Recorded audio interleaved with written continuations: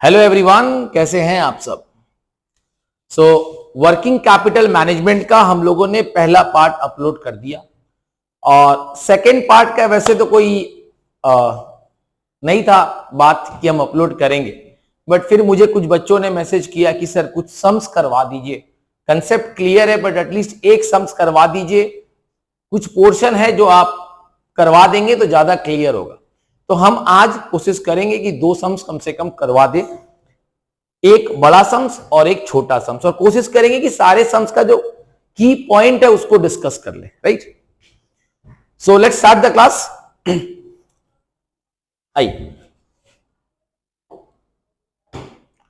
I hope you all are aware about the format. देखो, इस question में जो मुझे अच्छा लगा, और इस क्वेश्चन का सबसे बड़ा प्रॉब्लम यह है कि फिक्स्ड ओवरहेड है कितना, या मैं ऐसे बोलूं फिक्स्ड ओवरहेड के अंदर में कैश और नॉन कैश कितना है, वो थोड़ा समझाना होगा। तो कैसे समझेंगे, ध्यान दीजिएगा बेटा, इसको अच्छे से समझिएगा। अच्छी कंसेप्ट है, यहां पे थोड़ा ध्यान देना बेटा। आइए देखो बेटा, ओवरहेड कितना रुपया यूनिट है, 5 रुपया, और कितना यूनिट्स प्रोड्यूस हो रहा है, 60,000। तो क्या मैं कह सकता हूं कि टोटल ओवरहेड जो होगा वो होगा 60,000 into 5, that is equal to 3 lakh. This is your total overhead. ठीक है, अब इसमें यह बोला कि भैया वेरिएबल है और फिक्स्ड है। वेरिएबल जो है वो 60% है और फिक्स्ड जो है वो 40% होगा। ये तो क्लियर है, 60% ऑफ वेरिएबल तो बाकी 40% फिक्स्ड होगा। तो 3 लाख का 60% कितना हो गया बेटा, 1,80,000, और 40% का कितना हो जाएगा बेटा, 1,20,000। क्या यहां तक कंसेप्ट क्लियर है? हाँ सर।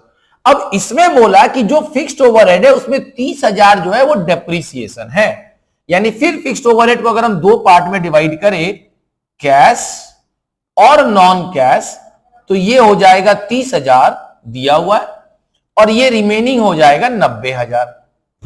पक्का पक्का।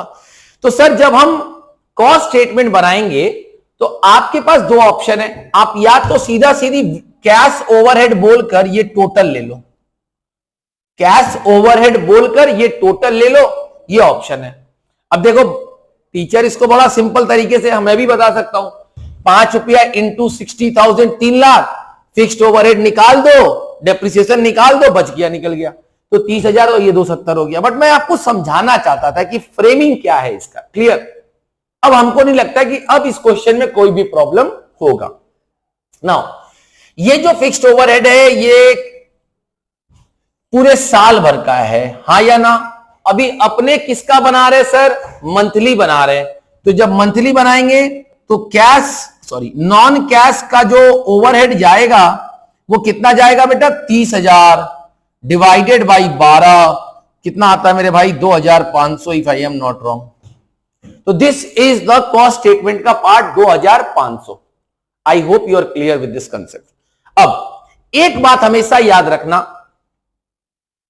कि कैपेसिटी के बदलने से आपका फिक्स्ड ओवरहेड नहीं बदलने वाला, आपका फिक्स्ड ओवरहेड बदलने वाला नहीं है।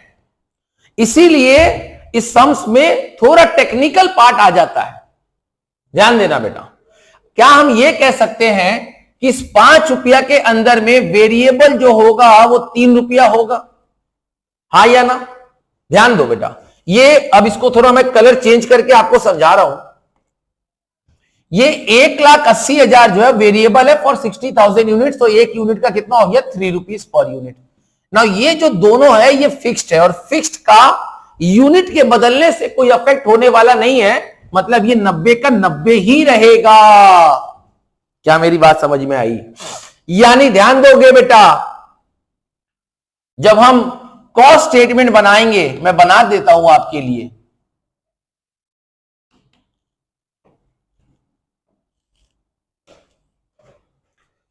जब हम कॉस्ट स्टेटमेंट बनाएंगे तो सबसे पहले अगर यूनिट्स की बात करें तो 60,000 बाई 12 कितना होगा भाई, 5,000। लेकिन ये 80% कैपेसिटी पे काम कर रहा है, तो 5000 इंटू 80% दैट इज 4000 यूनिट्स। हमें जो भी बनाना है वो 4000 यूनिट्स पे बनाना है। क्लियर? आइए, तो raw material, wages, overhead, variable, fixed. अब इसमें इसको कर दो अलग अलग, कैश और फिक्स्ड के अंदर में कर दो नॉन कैश या डेप्रिसिएशन, जो बोलना है बोल दो, कोई तकलीफ नहीं है। राइट? आइए, मटेरियल है 5 रुपया, तो 5 इंटू 4000 यूनिट्स होगा, कितना आएगा बेटा? 20,000। वेजेस कितना है बेटा? 2 रुपया, तो 2 रुपया इंटू 4000 कितना आएगा बेटा? 8000। ओवरहेड की बात करें तो वेरिएबल पोर्शन 3 रुपया है, तो वेरिएबल में जाएगा 3 इंटू 4000 दैट इज 12,000। परफेक्ट।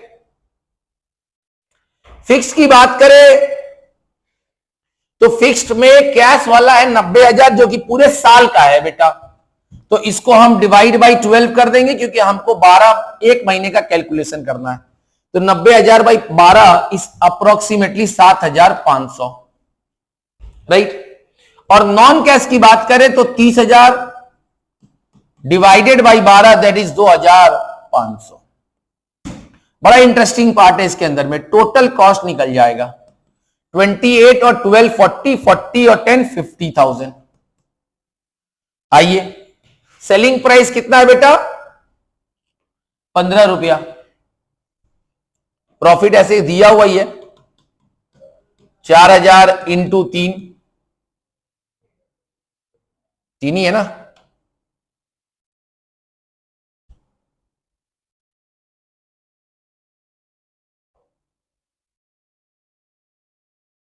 ना प्रॉफिट चेंज हो जाएगा, इस बात को ध्यान दो, प्रॉफिट चेंज हो जाएगा। 3 रुपया से लेके जाओगे गड़बड़ कर जाओगे।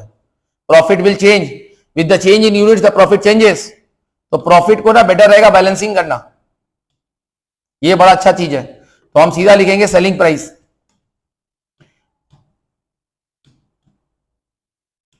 4,000 इंटू 15। 4,000 इंटू 15 कितना होता है बेटा? 60,000। तो प्रॉफिट कितना हो जाएगा? 10,000। देखो ध्यान से समझो बेटा, ध्यान से समझो इस क्वेश्चन को।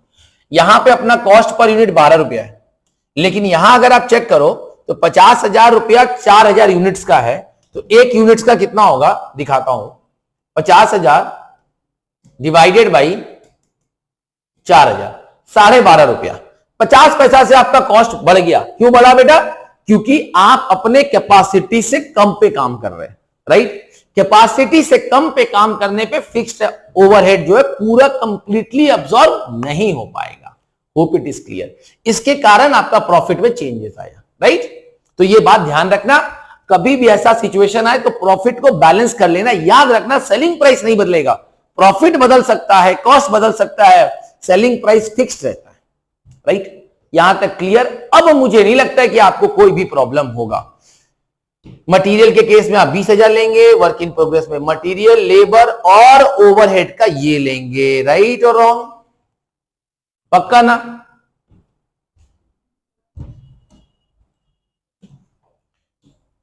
ठीक है? तो दिस इज द पार्ट। जब आप, मैं फिर से आ जाता हूं, जब आप मटेरियल लोगे तो आप क्या लोगे? 20,000। वर्क इन प्रोग्रेस लोगे तो उसके अंदर में मटेरियल लोगे 20, लेबर लोगे 8, ओवरहेड में लोगे ये 12 और 7,500 दैट इज 19,500। मेरी बात आपको क्लियर हो जानी चाहिए। सर आपको ये नहीं लेना ओवरहेड में, क्योंकि नॉन कैश को आपको कंसीडर नहीं करना है। जब आप फिनिश गुड्स लोगे तो टोटल कॉस्ट लेते हो 50,000, लेकिन लास्ट क्लास हमने बताया था कि 50,000 में से क्या माइनस कर देना मेरे बच्चे? That is the depreciation part. Right? जब आप डेटा लोगे तो सेल्स वैल्यू लोगे दैट इज 60,000, लेकिन फिर उसी में से 2,500 रुपया का नॉन कैश एक्सपेंस को माइनस कर देना। इनटू क्या होगा? Time lag. आपको पूरा चीज हम अच्छे से समझा चुके हैं। सम्स को ट्राई जरूर करो बेटा, ट्राई करोगे तभी आंसर आएगा। वरना आप सिर्फ सोचते रह जाओगे। अब यहां पे ना एक पॉइंट है, देखो क्या बोला है, estimate the working capital requirement on cash cost basis. Now this is very important. ये लाइन कभी अगर दे दिया ना तो क्या करना है, अगर वो कैश कॉस्ट बेसिस ना देकर सिर्फ सेल्स बोलता तो यहां पर मेरे सेल्स में कोई चेंज नहीं होता। सिंपल लॉजिक है, खाली मेरे डेटर में चेंज हो जाएगा। डेटर ये वाला जो फिगर है ये ऑन सेल्स वैल्यू है, लेकिन अगर कॉस्ट बेसिस पे जाए, मतलब कैश कॉस्ट बेसिस पे जाए, तो 50,000 पे जाएंगे minus 2500। This is cost basis. मतलब ये लोग ये कह रहे हैं कि भैया प्रॉफिट को हम प्रॉफिट में, देखो कंसेप्ट समझो, प्रॉफिट इज व्हाट, जो पैसा आपको आने वाला है। तो ये कहता है कि भैया आने वाला है मतलब रुक गया ना, अभी नहीं आया ना, रुक गया, तो इतना पैसा मेरा ब्लॉकेज हो गया। वो कह रहा है भाई तुम्हारे पॉकेट से तो गया नहीं। तो जब सेल्स वैल्यू के कंसेप्ट में जाते हैं तो सेल्स वैल्यू लेते हैं, लेकिन जब क्वेश्चन कॉस्ट बेसिस कह देगा तो आप इसका टोटल कॉस्ट लेंगे, प्रॉफिट को कंसीडर नहीं करेंगे। Hope my point is clear, right? I guess now this sums will be completed. आप सम्स ट्राई करो, टेलीग्राम चैनल पे जरूर भेजो, कोई भी प्रॉब्लम होगा हम आपको जरूर हेल्प करेंगे, राइट? आइए, ये तो मैंने लास्ट क्लास आपको पहले ही क्लियर कर दिया है। अब एक छोटा सा सम्स देखिएगा जो मुझे लगता है कि शायद 5 मार्क्स में पूछ दे, क्योंकि पिछली बार 5 मार्क्स में थ्योरी पूछा था। तो थ्योरी के साथ अगर ऑप्शंस में सम्स दे दिया और ये सम्स फंस गया तो बाबा जय जय जय जय जय जय, यस और नो? तो इसको ना, जो इसको आता है वो तो बहुत खुश हो जाएगा, लेकिन जो इस टॉपिक को स्किप कर देता है वो प्रॉब्लम में आ जाएगा। बहुत इजी कंसेप्ट है, सुन लो, आ गया तो ठीक है, नहीं आए तो तुम्हारा बहुत कुछ जाने वाला नहीं है। ध्यान देना, देखो इसमें फॉर्मूला होता है। क्या फॉर्मूला होता है? रॉ मटेरियल कन्वर्सन पीरियड का फॉर्मूला होगा raw material divided by purchase into 360, क्योंकि डेज कितना है बेटा? 360। फिर आता है work in progress conversion period, तो इसका फॉर्मूला होगा work in progress by cost of goods sold into 360। फिर आता है फिनिश गुड्स कन्वर्सन पीरियड, जिसका फॉर्मूला होगा finish goods by cost of goods sold into 360। फिर आता है डेटर, तो फॉर्मूला होगा डेटर किस पे आता है बेटा? सेल्स पे, तो डिवाइडेड बाय सेल्स इंटू 360। फिर आता है क्रेडिटर, और क्रेडिटर मतलब raw material divided by creditors,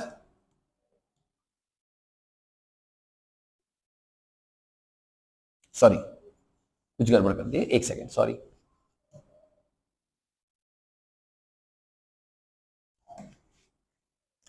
creditors divided by purchase, एकदम सिंपल है बेटा। देखो ध्यान दो,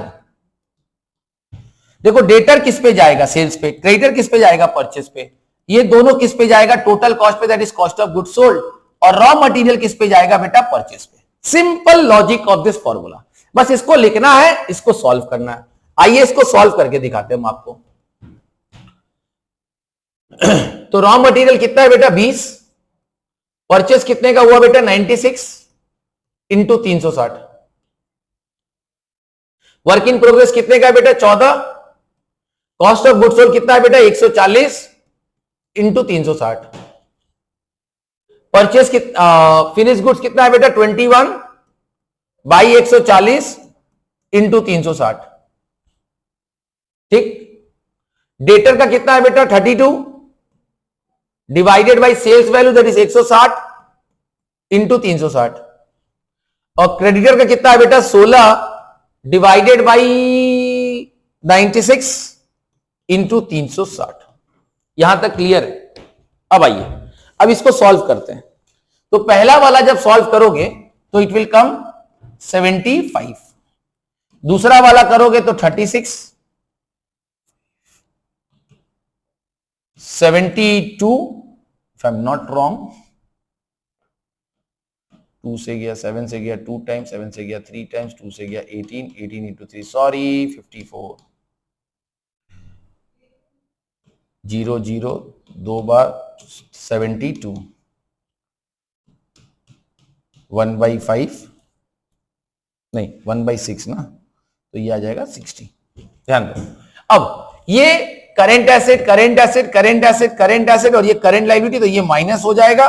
फाइनली जब प्लस करोगे तो कितना आएगा? It should be 177 days if there is no error in calculation.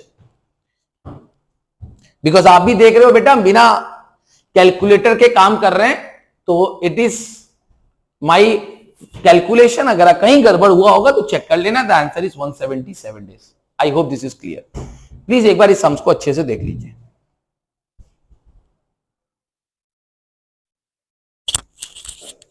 I hope this is clear now. तो ये सम्स आपको समझ में आ गया, राइट? अब देखो, एक सम्स है इस तरह का, एक बार इसको गो थ्रू करो क्या कह रहा है। देखो, आइए बेटा, तो इस सम्स को देखते हैं क्या कह रहा है। पढ़ लिए आप? क्वेश्चन को समझिएगा। देखो, इस तरह का सम्स पहले आता था, पर अभी ना इसका आने का प्रोबेबिलिटी या चांसेस, मतलब जो होता है ना, फ्रीक्वेंसी बहुत कम हो गया। बट फ्रीक्वेंसी कम हो गया इसका मतलब नहीं आएगा, वो नहीं होता। देखो, मैं फिर कह रहा हूं, जब आप अपने आप को सेव करने जाओगे ना, तो डोंट बी सेलेक्टिव। जब मैं इंपॉर्टेंट दिया हूं ना, तो उसमें भी सेलेक्टिव मत बन जाओ। उसका सारा सम्स कर लो तो आप सेफ रहोगे। ठीक? आई देखो, यहां पर क्या बोल रहा है? सेल्स है 36 लाख, मटेरियल कंज्यूम्ड है 9 लाख, वेजेस पेड है 7,20,000, manufacturing expenses outstanding at the end of the year 80,000,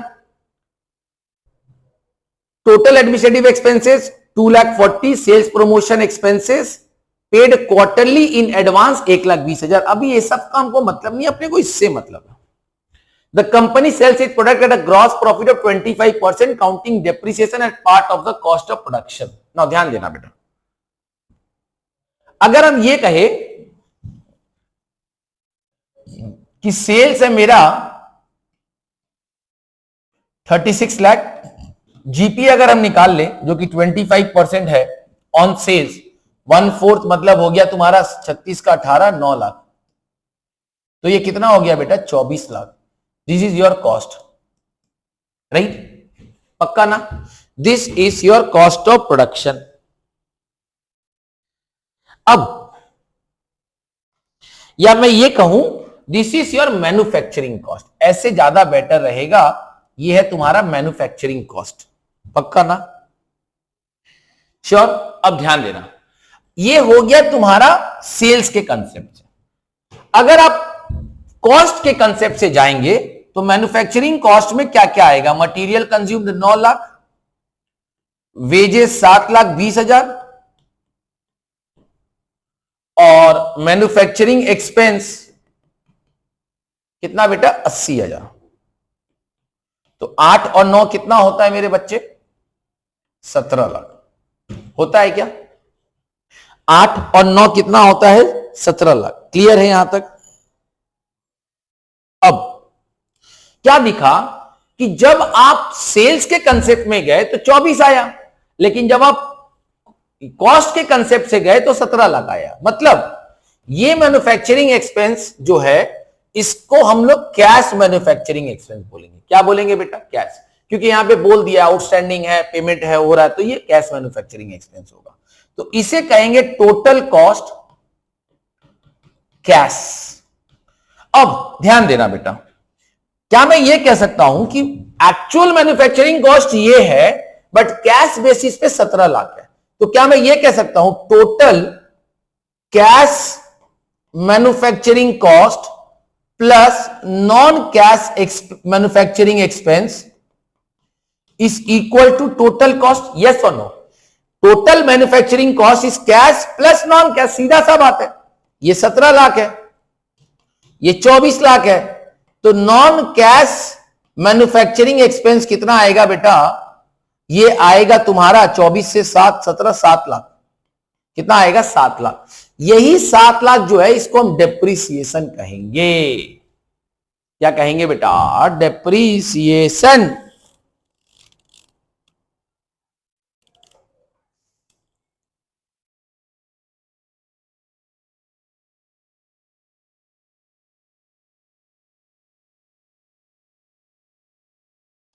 पक्का बात, यहां तक डन है। अब पहले इतना क्लियर कर लो, फिर हम आगे बढ़ते हैं। नेक्स्ट, जब हम इसको सॉल्व करेंगे, करंट एसेट क्या क्या आएगा, स्टॉक आएगा। स्टॉक कहां कहां रहता है बेटा, एक रहता है रॉ मटेरियल में और एक रहता है फिनिश गुड्स में, क्योंकि यहां पे वर्क इन प्रोग्रेस है नहीं। पक्का पक्का। रॉ मटेरियल का कितना कंजम्पशन है, 9 लाख, और हम कितना महीने का क्रेडिट दे रहे, 2 महीने का। तो क्या लिखेंगे बेटा, 9 लाख इज फॉर 12 मंथ, तो 2 महीने का आउटस्टैंडिंग है, यानी 2 महीना मेरा पैसा ब्लॉकेज रहेगा। कितना आएगा, सॉल्व कर लो। फिनिश गुड्स मतलब होता है टोटल कॉस्ट। फिनिश गुड्स का मतलब होता है टोटल कॉस्ट। कौन सा टोटल कॉस्ट, कैश वाला सर, नॉन कैश नहीं लेंगे, यानी 17 लाख लेंगे। क्या लेंगे बेटा, 17 लाख लेंगे। Is this clear?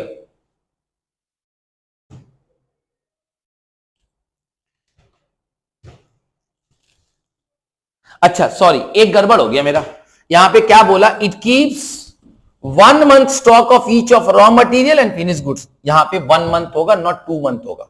वो 2 मंथ दूसरे चीज के लिए मैं बताता हूं। तो बाई इंटू 1, ये कितना आएगा बेटा, 17 लाख बाई 12 इंटू 1। क्या मेरी बात क्लियर हो रही है? फिर से आते हैं। रॉ मटेरियल मतलब मटेरियल कंज्यूम पे जाएंगे, फिनिश गुड्स मतलब टोटल कैश मैन्युफैक्चरिंग कॉस्ट में जाएंगे, दैट इज 17 लाख। क्लियर है ना बेटा? और बोल दिया है 1 मंथ का क्रेडिट है, यस और नो बेटा। इसके बाद हम डेटर्स पे जाएंगे। डेटर्स कितना है बेटा, तो डेटर्स जाएगा किस पे,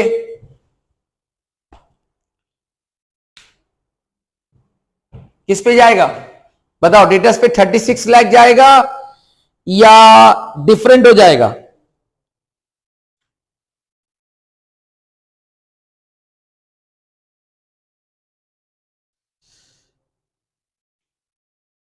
ओके, नाउ यहां पर डेटर के लिए देखो क्या बोला है बेटा, बोला है कैश कॉस्ट बेसिस। क्या बोला है बेटा, कैश कॉस्ट बेसिस।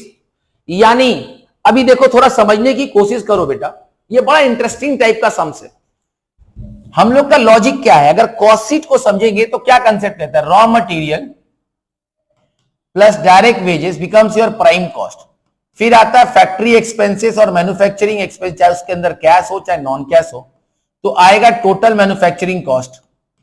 फिर इसके अंदर में आएगा एडमिनिस्ट्रेटिव ओवरहेड, तो आएगा तुम्हारा कॉस्ट ऑफ प्रोडक्शन। फिर इसके अंदर में selling overhead and distribution overhead add होगा, तो आएगा कॉस्ट ऑफ सेल्स, जिसके अंदर में प्रॉफिट नहीं है, प्रॉफिट नहीं है। अब इसके बाद ना प्रॉफिट आएगा। अच्छा अब ध्यान देना, ये कंसेप्ट याद हो रहा है? हां sir. Sir total manufacturing cost कौन सा लेंगे, कैश लेंगे कि नॉन कैश लेंगे कि टोटल लेंगे? सर कैश लेंगे, टोटल नहीं लेंगे, डेप्रिसिएशन निकाल देंगे, राइट? तो कैश कितना आया बेटा, 17 लाख रुपया। कितना है बेटा, 17 लाख रुपया।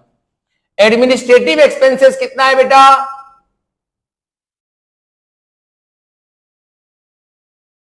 2,40,000। सेल्स एक्सपेंसेस कितना है बेटा, 1,20,000। सॉल्व कर लो, 19,40,000, 19 और 1 20, 20,60,000। तो this is your cost of sales, और हम डेटर में वही अमाउंट को लेंगे, 20,60,000 डिवाइडेड बाई 12। डेटर कितना महीने का क्रेडिट दे रहा है मेरे भाई, 2 महीने का क्रेडिट दे रहा है, 2 मंथ्स क्रेडिट है, into 2। I hope this is clear. अगर वो कैश कॉस्ट बेसिस नहीं रहता ना, तो तुम 24 लाख से सीधा डेप्रिसिएशन को निकाल देते, हमको कोई प्रॉब्लम नहीं था।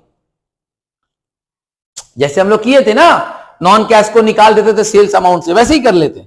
लेकिन क्योंकि कैश कॉस्ट बेसिस बोला है, तो उस बात का इज्जत करना पड़ेगा। I hope this is clear. आगे बढ़ते बेटा। डेटर के बाद क्या आएगा?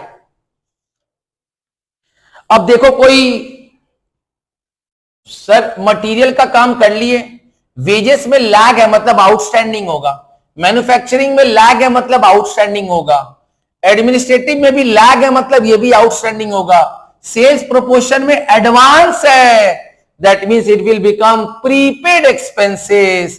क्या बोलेंगे बेटा? Prepaid sales and distribution expenses, जो भी नाम से होगा देख के लिख लीजिएगा रे बाबा, सेल्स प्रमोशन एक्सपेंसेस। क्या बोला? एक क्वार्टर का एडवांस देके जा रहे हो, क्वार्टर में कितना होता है सर? क्वार्टर में 3 होता है, 3 मंथ होता है ना बेटा एक क्वार्टर का। हाँ, कोई दिक्कत है यहां तक? आगे, और फिर अपने को कुछ कैश भी मेंटेन करना, I guess in the question it is given to maintain a cash balance of 10,000। तो यहां पे जो कैश आएगा वो 10,000 लिख देंगे, टोटल आ जाएगा। उससे क्या माइनस होगा बेटा? Current liability. करंट लायबिलिटी में सबसे पहला क्या है? Raw material. रॉ मटेरियल का कितने का माल आया? 9 लाख का, डिवाइडेड बाई 12 इंटू 2, क्योंकि क्रेडिटर्स आपको 2 महीने का क्रेडिट दे रहा है। अब आपको समझ में आ गया? वेजेस में क्या करेंगे? 7,20,000 एक मंथ का क्रेडिट है,